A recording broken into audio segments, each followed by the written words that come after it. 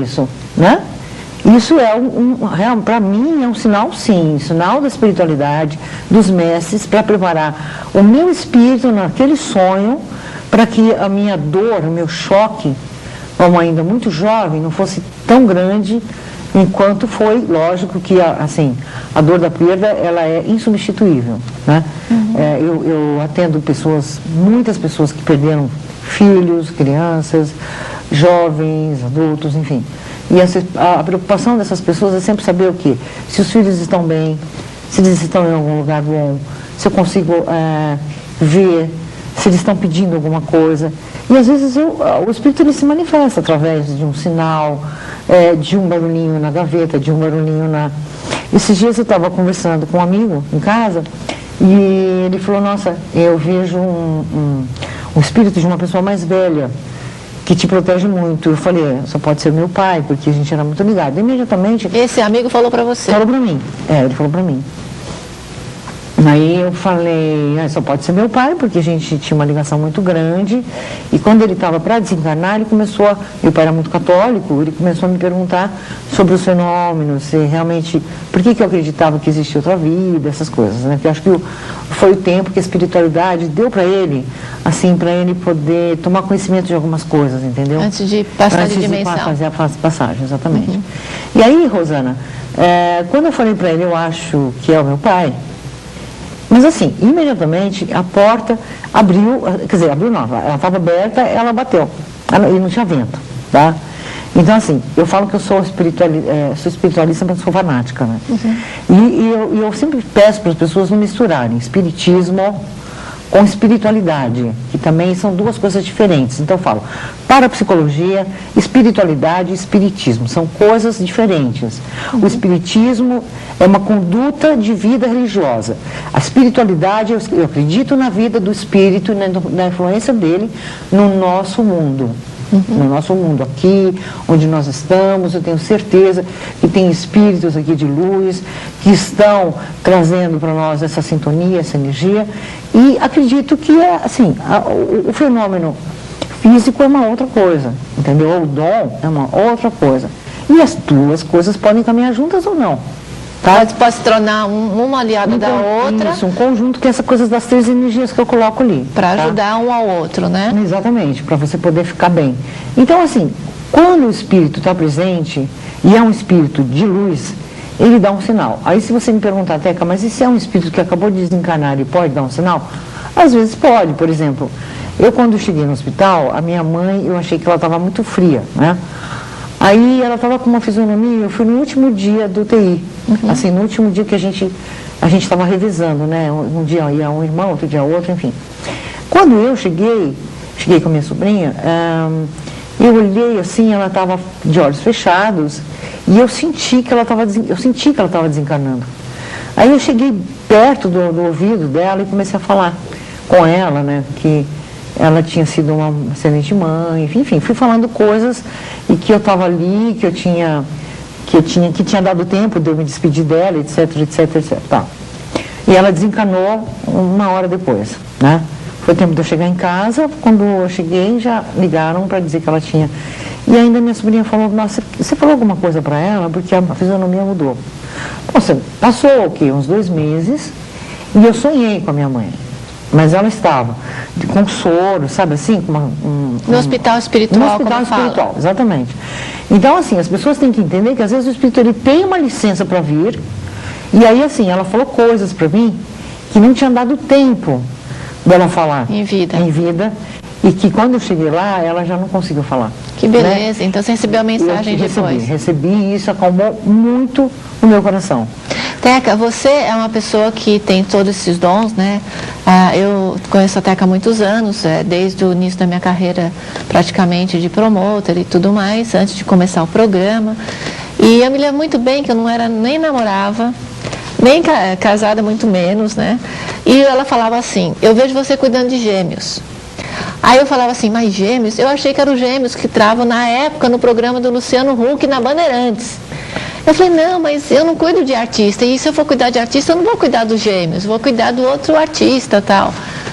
Eu te vejo cuidando de gêmeos. Então, às vezes, aí passaram-se anos, E eu estou cuidando de gêmeos, né? E ela namorou, e ela casou. Casei. Com o rapaz, claro, que eu vi. Com o rapaz, tudo. A sensibilidade, ela não dá o tempo exato. Não. Então, muitas vezes as pessoas falam assim, quando eu vejo, ela até fala assim, o tempo é de Deus, né? Mas eu vejo isso no seu caminho.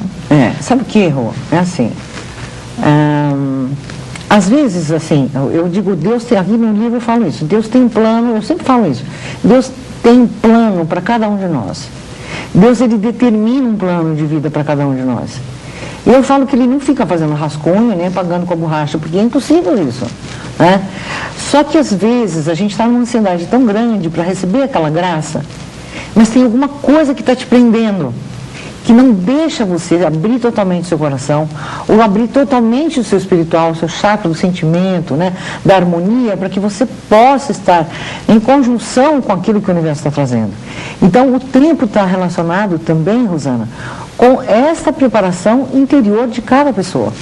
Entendi. Entendeu? Talvez, se as situações viessem um pouco mais cedo, a pessoa ou não estaria preparada, ou ela não aceitaria. Entendeu? Eu vejo casos assim, por exemplo, às vezes você faz uma consulta para uma pessoa, em seguida aquilo acontece. Às vezes eu já atendi pessoas assim ao longo do tempo, que até contaram para mim, imagina, quando eu fui lá, você falou um negócio, que eu ia ter uma dor aqui, eu tinha acabado de fazer uns exames, não deu nada, e depois de 6 meses eu tive a dor, eu saí de lá, falei, aquela moça é maluca. Né? Muita gente também, Teca, tem medo de... Eu já cruzei com pessoa, falei, você consulta uma sensitiva para dar uma orientação, porque a sensibilidade, principalmente da Teca, é uma sensibilidade mãe, assim, né? Como você vê, ela tem energia da mãe. Você tem, quantos filhos você tem? Eu tenho 12, mas eu tive 4 homens. 4 homens. E muita gente fala assim, Teca, eu não vou porque eu não quero saber se eu vou morrer amanhã. Tem gente que ainda pensa assim, não vou porque eu tenho medo de ver isso. Medo. Por que as pessoas não devem ter medo numa leitura sensitiva? Olha, Rosana, eu acho que desde que a pessoa conheça quem ela está indo, tenha sido indicado, porque tem uma coisa assim, às vezes a pessoa, por curiosidade ou pela própria ansiedade, ela quer ir num lugar onde ela possa ir muitas vezes. E isso não é bom. Você tem que fazer uma consulta assim, no máximo uma vez por mês, a não ser que existe a necessidade de trabalhar uma energia que esteja impedindo que ela caminhe, impedindo que ela consiga atingir aquele objetivo que faz parte da vida dela. Então você vai ajudando a pessoa a trabalhar aquela energia para que ela possa chegar ao seu objetivo. Mas o medo, o que ele faz? Ele faz a pessoa atrasar mais aquilo que está para vir para ela. Entendeu? Porque às vezes ela está passando por situações assim que ela começa a se sentir tão acuada, e ela às vezes não vê saída. Não vê saída. E às vezes numa consulta com uma sensitiva, não, isso está acontecendo por causa disso. E a morte não é o mais importante, porque morrer todo dia não vai um dia, né? Um dia vai, mas então, isso pouco aparece, nem aparece. Eu nem me preocupo. Eu nunca fui num lugar que alguém falou dificilmente. E eu, por exemplo, assim, eu acho que a sensibilidade de um ser humano também é para orientar nos negócios, nas decisões. Eu atendo, tenho muitos clientes, assim, homens, empresários, entendeu? Pessoas da área política. Enfim, a gente não pode misturar, né? Eu acho que assim, não tem que ter envolvimento da pessoa de você que está atendendo com a pessoa. Eu acho que o envolvimento é com a responsabilidade que você tem naquele momento de passar uma informação que seja verdadeira, concreta e ajudando a pessoa a encontrar um caminho. Porque também não adianta eu falar, olha, Rosana, é o seguinte, amanhã você vai acontecer isso, entendeu? Não vamos nem falar para não trazer energia. Mas uma coisa que não é boa, eu tenho que te dizer, Rosana, olha, você pode impedir isso aqui, porque isso não está no seu caminho de destino. E isso não tem como. Então, aceite isso com amor, com tranquilidade, para que você seja feliz e que você liberte o seu eu interior, né? Eu falo o seu eu criança, para quê? Para que você possa ter uma relação saudável com as pessoas. Então, eu acho que a consulta é muito importante, sim. Assim como a gente já falou aqui de regressão, eu acho que a consulta, pelo menos a cada 3 vezes no ano, pelo menos. Eu acho que é importante, ajuda a pessoa a sedimentar valores, ajuda com que assim, a pessoa enxergue algumas coisas que talvez ela não esteja vendo, você está de fora. Então, você faz a colocação. Você não vai obrigar a pessoa a dizer, olha, você tem que fazer isso. Eu falo, desconfia de quem fala isso. né? Isso é verdade. Fazer um parênteses aqui para a Teca, a sensitiva ou sensitivo está para auxiliar e mostrar um panorama da sua vida, como está a situação e o que está no seu caminho de vida, ou o que passou no seu caminho de vida. Agora, a decisão sempre é sua, né? O seu livre-arbítrio.